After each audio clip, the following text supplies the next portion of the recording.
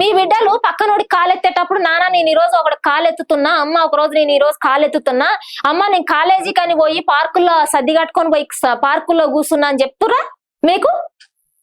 పక్కనోళ్ళ life లో ఎందుకు ఏలెత్తురు అది నాకు కావాలి.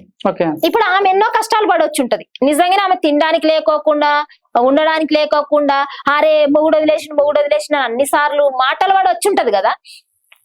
ఆ రోజు మీరు పోయేమన్నా అక్క నువ్వు ఇది తిను, అక్క మంచిగుండు అని చెప్పిర్రా మీరు? ఈ సొసైటీ మొత్తం ఏమన్నా చెప్పిందా? అదే వాళ్ళ ఆయన ఆరాంసే పెళ్లి ఆరాంసే ఆయన ఏమంటారు వేరే అమ్మాయితో ఉన్నా కూడా వాళ్ళకి హ్యాపీ అనిపించింది. ఒక బుజ్జమ్మ అనే ఆమెతోటి మంచిగా అనిపించింది, ముద్దుగా అనిపించింది.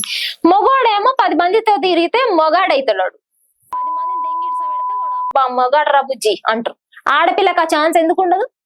ఆడపిల్ల ఎప్పుడు ముసుకేసుకొని ఇంట్లో కూర్చోవాలా? అంత అవసరం ఏంటి? ఇప్పుడు అందరూ సమానమే కదా.